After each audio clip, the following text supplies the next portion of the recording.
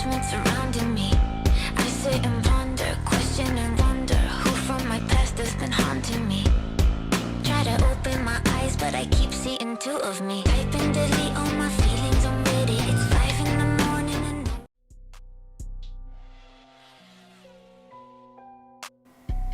Alright y'all, it's time for another video. The working title for this video is going to be F1 and the Crisis of Validity, with the subtitle Shut Up and Drive. I should no doubt address some housekeeping before I move on with this video. And the housekeeping is that GP Observations, it's on hiatus.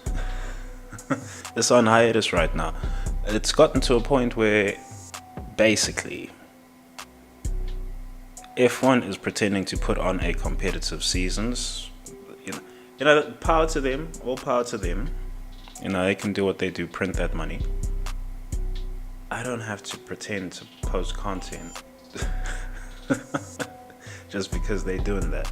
So, GP Observations, that's on hold, that's on hiatus right now.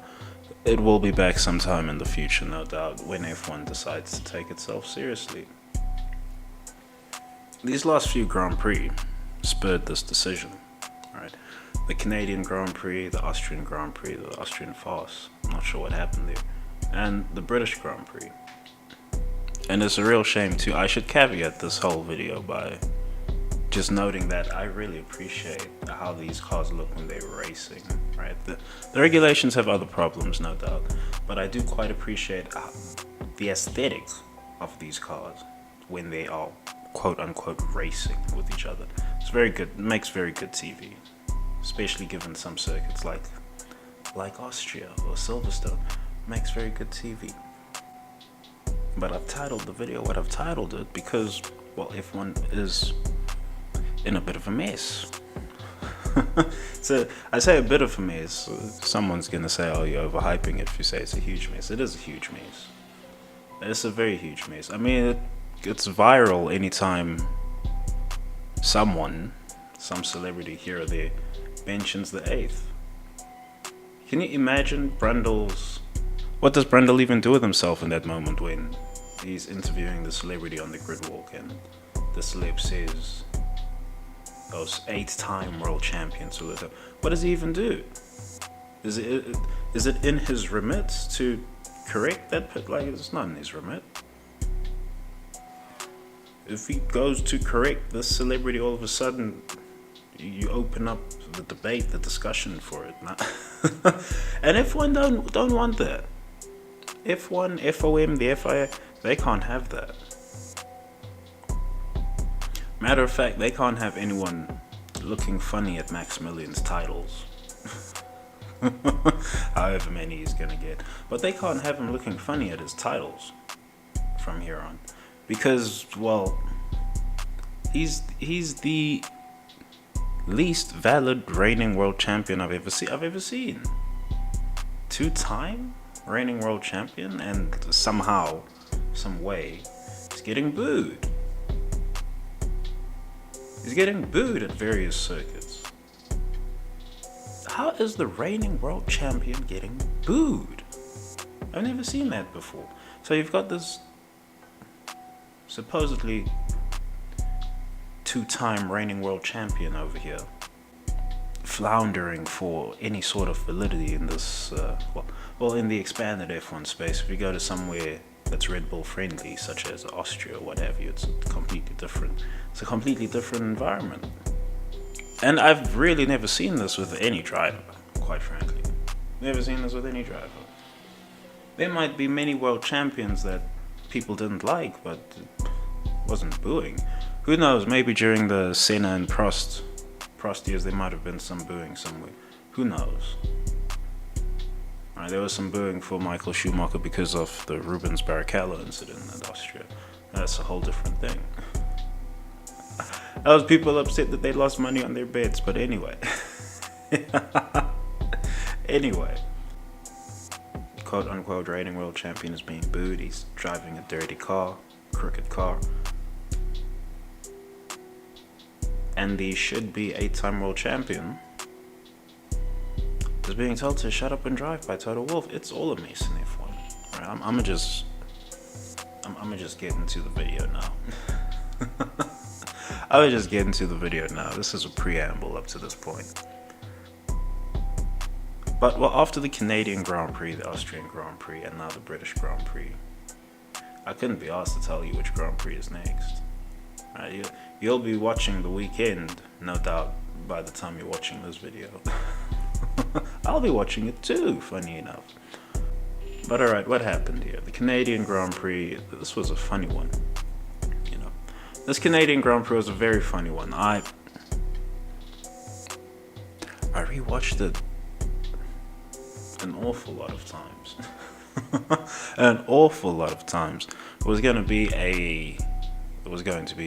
perhaps an overly detailed GP observations, an overly granular GP observations. 90 minutes or what have you. A lot happened. A lot happened, but one thing in particular stood out for me at the Canadian Grand Prix. Two things, but we'll get to the second much later in the video. And the first thing that stood out to me is one of the powers that be, somewhere, one of the powers that be, either Lawrence Stroll or someone at FIA marketing or what have you, someone attempted to engineer the weekend for Lawrence Stroll, and he failed to deliver. Now, okay, these things happen. That's F1. It's modern sports. It's sports in any era, really. It's sports in any era, really. People try these games here and there, try to well, nowadays we have options, right? Nowadays there are options such as you can change the weather. People are gonna say I'm talking mad all of a sudden, but click off the video, that's all good by me. They could change the weather if they so wished, within reason.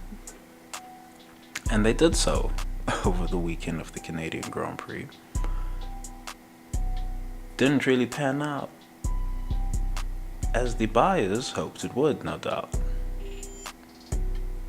But it happened, and I saw it, and I can't unsee it.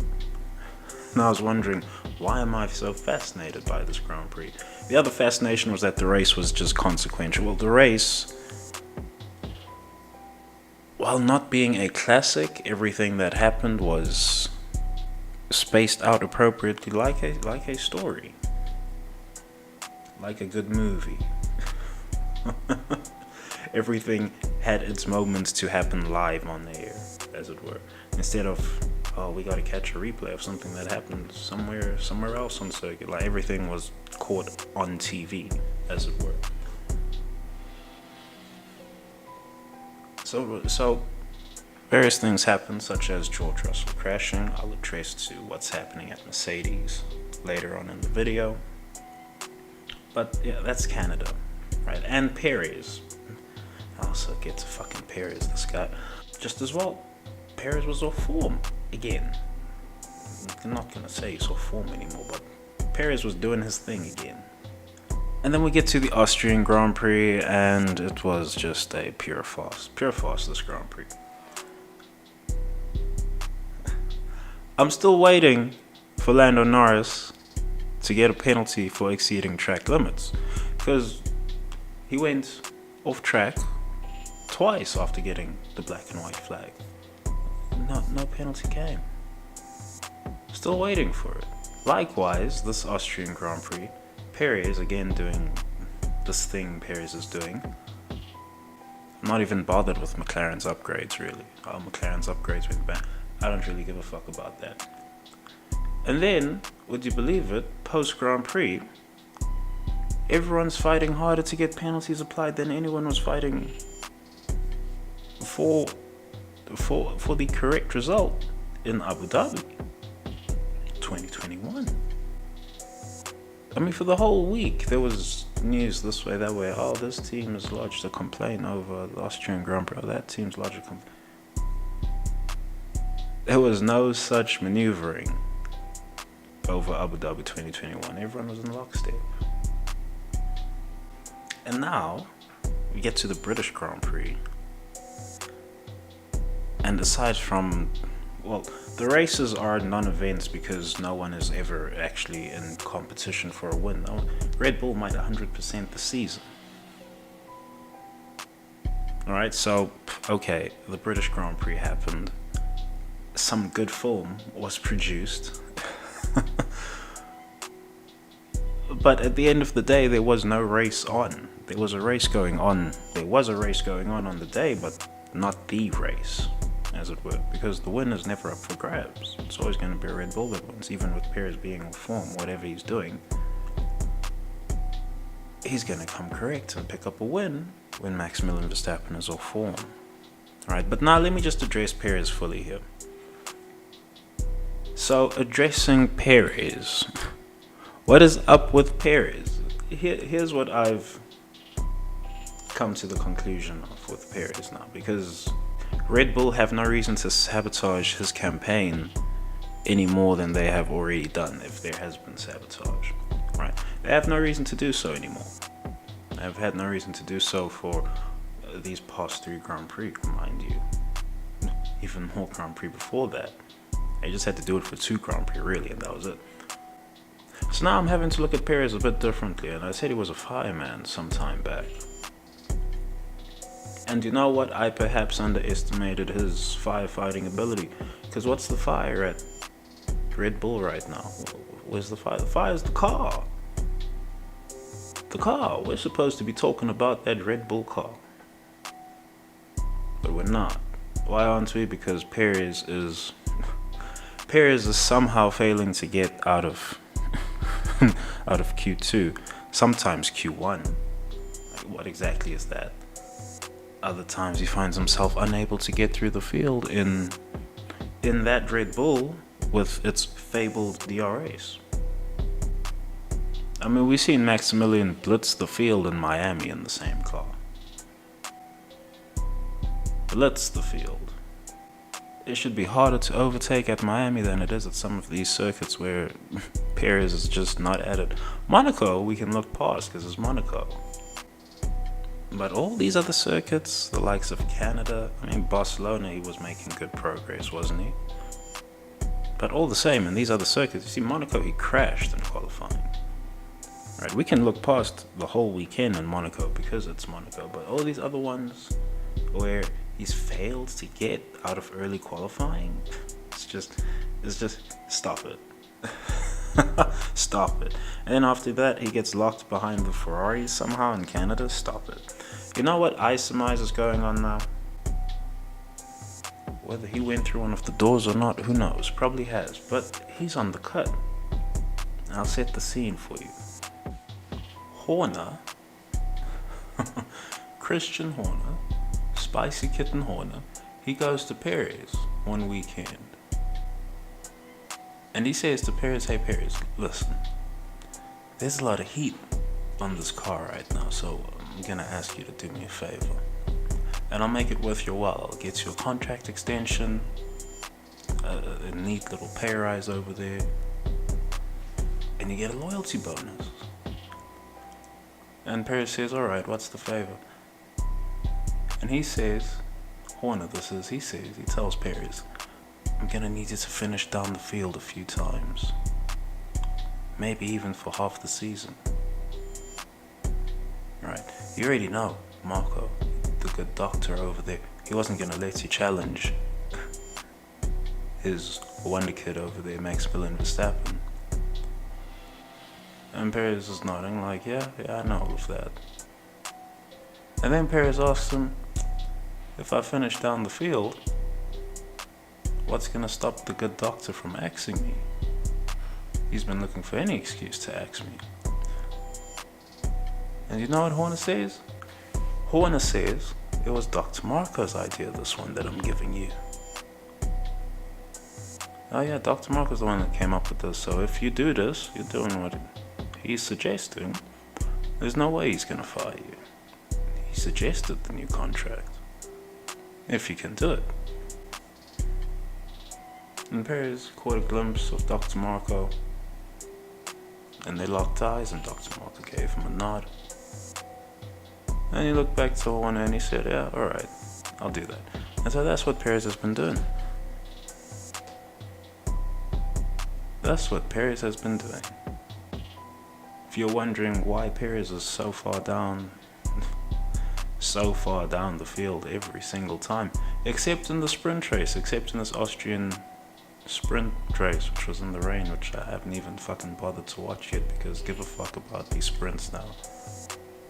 Now it's real time, give a fuck about these sprints. Oh man, before, who knows, there might have been some good content there. Now it's give a fuck. I'll catch the highlights package. That's what Perez is up to, and Red Bull are keeping up appearances, or keeping your eyes trained where they want them trained, with this first rookie axing off the seat. Well, it's probably the only rookie who's going to be axed for the season. I can't see Logan Sargent being axed, and I definitely cannot see Piastri being axed now, because he's starting to produce film demonstrating why he should be in F1. But now De Vries has been axed, and part of my belief is Red Bull wants you to pay attention to that, you know, as long as you're not talking about the main Red Bull team, unless it's Perez underperforming. That's right. And you know, it's funny with Perez, no one is ever going to say, oh, the car must just be that bad. No one's ever going to say that. Not even the Maximilian Verstappen fans. They aren't smart enough then. I'm sorry, but they are they aren't smart enough to, right? Because at the same time, everyone just knows that car is rapid. Whatever Perez is doing in it is just whatever Perez is doing in it. But alright, what are Red Bull doing with the rookie axing? They're training your eyes there. They want you to pay attention to, oh, De Vries has been axed, Red Bull are being so harsh. And then, oh my god, Danny Rick is back. It's all in the same thing. It's all in the same piece. What's actually happening here? What's actually happening here is that Dr. Marco believes he has made a mistake with signing De Vries. He pushed for that one very hard. And it hasn't panned out. Although it probably would have panned out given some time. But well, Horner never wanted De Vries in the car anyway. And so they've decided to kill two birds with one stone, as it were. And that is, one, get the driver that they have, get the driver that they don't want. Well, get the driver that they had no plans for out. And getting the guy who's good with the media and sells merch. You see, the Orange Army comes into this too. It's funny, because the Orange Army, they all rock up in the orange. They're all rocking up in orange kit. I'm not saying Red Bull are not selling shirts, but it's very unlikely that they're making big sales on their shirts when the Orange Army is in attendance, because, well, they've got their own uniforms already. Danny Rick, at least he brings a fan base who's gonna buy merch. De Vries, you know, the Orange Army can be there to back De Vries just as much as Maximilian Verstappen. You wouldn't know it though. You wouldn't know it. They definitely aren't moving merch at AlphaTauri, I'll tell you that much. And it's actually three birds with one stone, because now Danny Rick is going to serve as a litmus test at AlphaTauri. Whichever one of Danny Rick or Tsunoda comes out on top, they're going to be the litmus test for any new rookies Red Bull have lying around. Perhaps Liam Lawson, 2 seasons time. But yes, addressing the missing army. Let me address the missing army here. And the missing army became very apparent to me at the British Grand Prix. And just to give it a name, where is the Union Jack Army? Now, you can tell me people don't want to wear the Union Jack and all of that. That's all fine and dandy. But Sir Lewis Hamilton is waving the Union Jack. I mean, does it matter? It's just a t-shirt. People got Che Guevara on t-shirts. Does it matter? People got Al Capone on t-shirt. Does it matter? Does it really matter? No, it doesn't matter. I mean, people will pretend it matters somehow. And the Brits, you know, I've got this. People don't know. The Brits. I've said this in passing before, but the Brits are a defeated people. Like these men, these men, they tribalize themselves off of anything. Off of anything. You know, if the Union Jack Army was smart, or at least loyal, like the Orange Army, it wouldn't be about whichever fucking team X or Y is driving for. You just rock up in the Union. You just rock up in the Union Jack. Everyone knows what you're doing. Everyone knows who you're rooting for. Instead, these men rock up in McLaren Orange. McLaren Orange, the Mercedes black and white. I mean, what's going on here, man? What's going on here? Every British driver gets a different crowd pop. What's going on here? But anyway. Anyway. The missing arm. I'd love the Union Jack Army to just be a thing. Right? We can debate numbers in regards to how much of the Orange Army is organic. You know, this way and that way. 80-20, 20-80, whatever you want.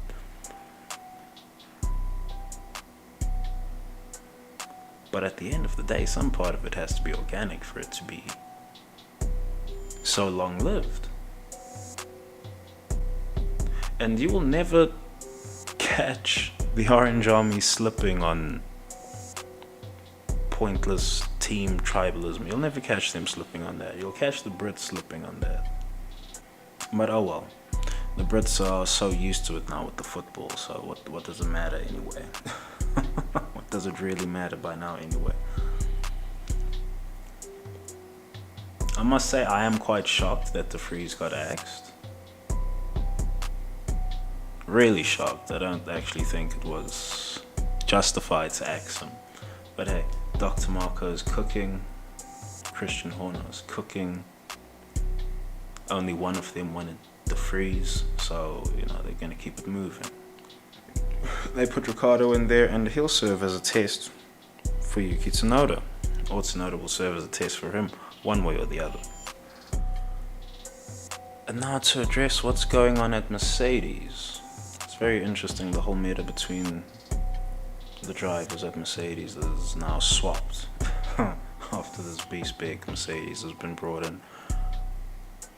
And I'm sure some people are curious as to why exactly that is. Well, one detail that's not discussed a lot about the b-spec is the consequences of actually changing the suspension layout. It's not talked about enough. I was talked about on Peter Windsor's channel, and that's really the only channel that I've seen talk about it. Everyone else just talks about the fact that it's changed, so if they do talk about it, they just talk about the fact that it's changed. Well, what are the consequences of it? What's moved? The big move on the suspension was the placement of the wishbone. And that wishbone over there, and that wishbone, what is the purpose of the wishbone? The wishbone houses the wheel tether, so that the wheel don't go flying off in an impact.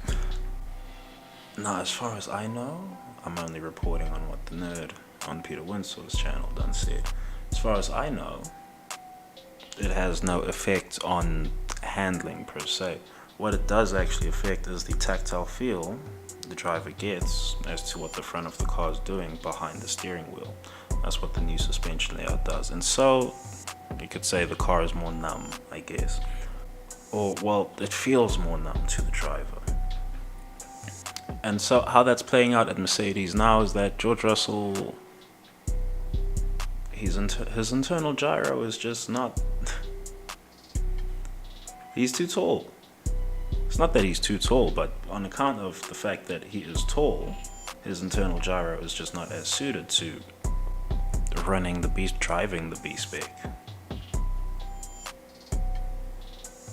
Mind you, Sir Lewis Hamilton at the same time, at this point of his career, he's driven all sorts of cars. He knows how to drive all the cars. He's no doubt asked the designer.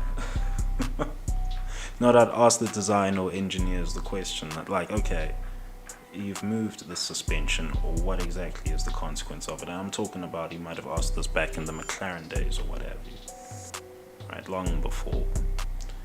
He might have even asked it before he got into an F1 car, mind you. Not to say George hasn't asked that question, but he hasn't had time to actually apply that knowledge. Right, they would have had an answer for him as to what exactly it does. Now he has to learn how to apply that knowledge. And we're just seeing him learning. That's really all it is. Mind you, on account of the car now handling a bit more, well, feeling a bit more numb behind the steering wheel, George is not going to be as confident in the car as he was in the other one. Like I said, he's tall. His sense of balance is not going to be as good as a short person. And that's just the way it goes. There's a reason all the gymnasts are short, right? It just is what it is. But all that aside, the b-spec is doing its ups and... Well, the b-spec is having some ups and downs. It's not exactly... Despite being good at Barcelona, it's not exactly good. It's not exactly good everywhere. Doesn't actually translate to that. It does have some bogey circuits, but at the same time, it is a b-spec.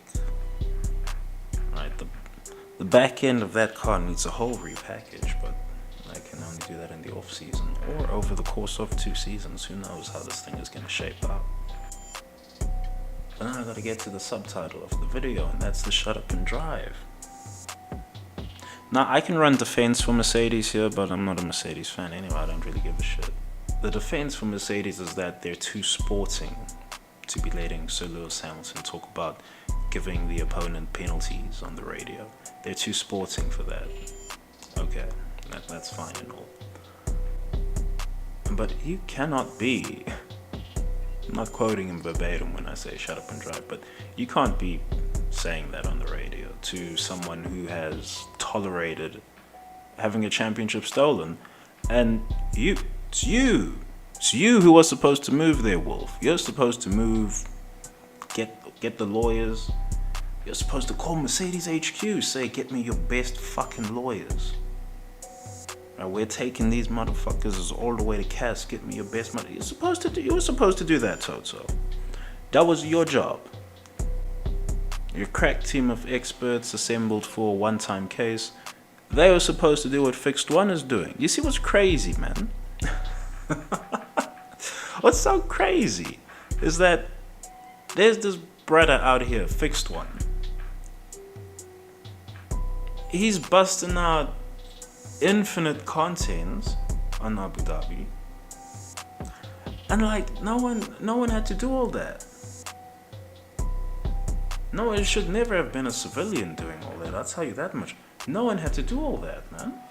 That shit was already supposed to have happened. Behind closed doors. Or perhaps not behind closed doors, who knows? It probably would have wanted that court case being aired. Mercedes should have already done all that. Presented the film. Presented the rule book. All that, and you know, any of the teams on the grid could have done that. Any of them, and it's not even a matter of presenting enough evidence.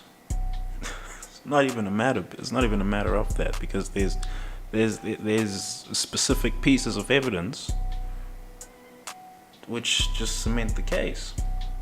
The Mercedes didn't make no move. Wolf didn't make no move. Wolf could have taken it up personally.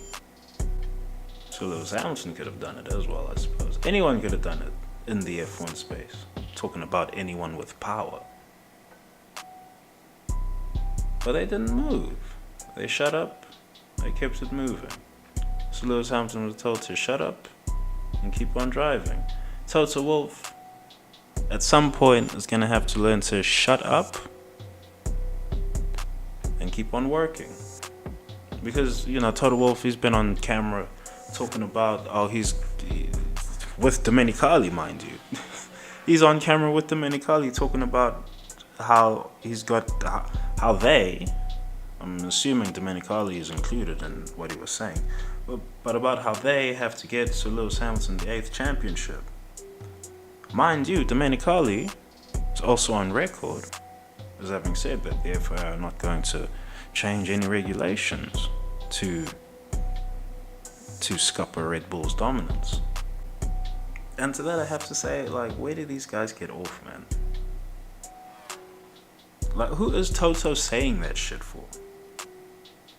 Who is he saying that shit for? Because he had the chance to get the 8th.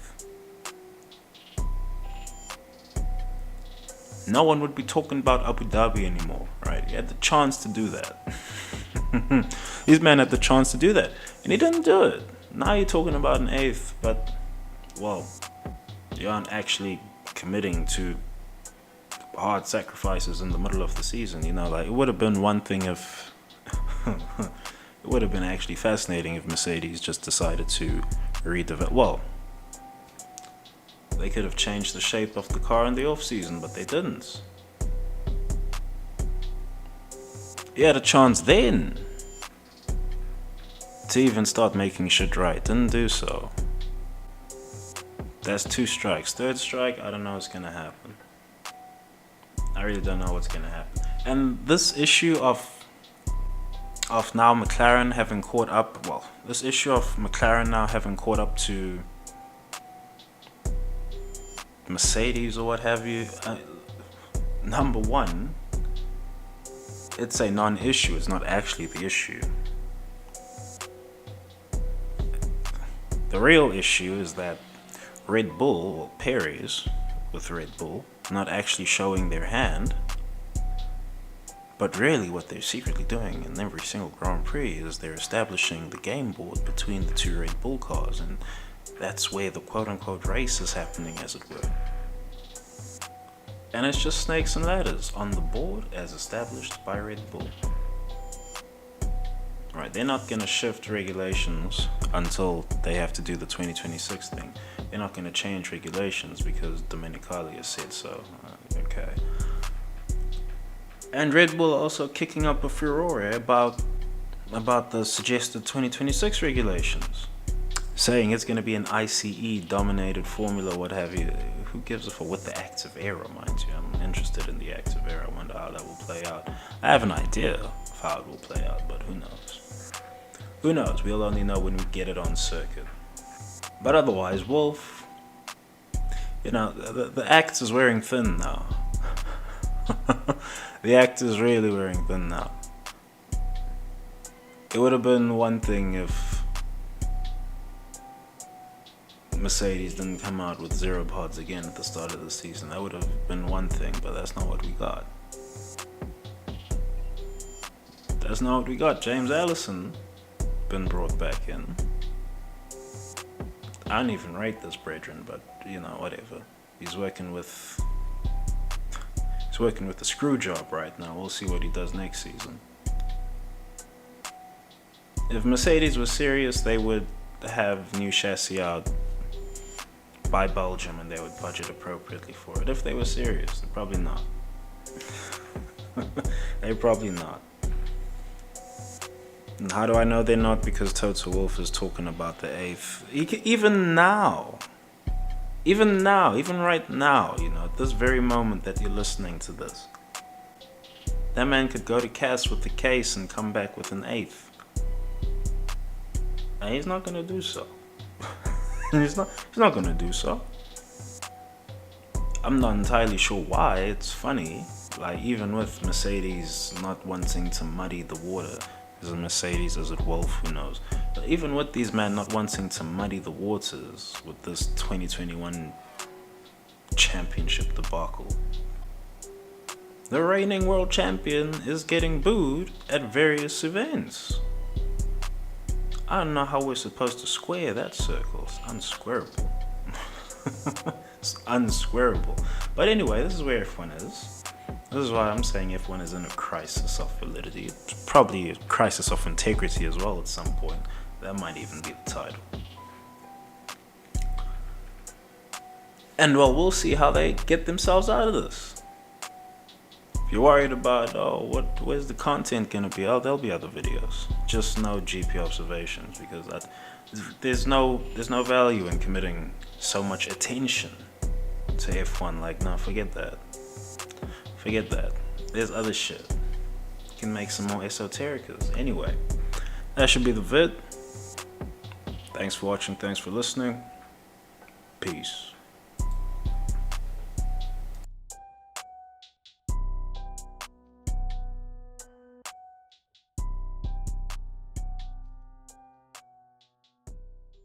Hell breezy. Let me show you how to keep the dice rolling when you're doing that thing over there, homie. Hey, let's go!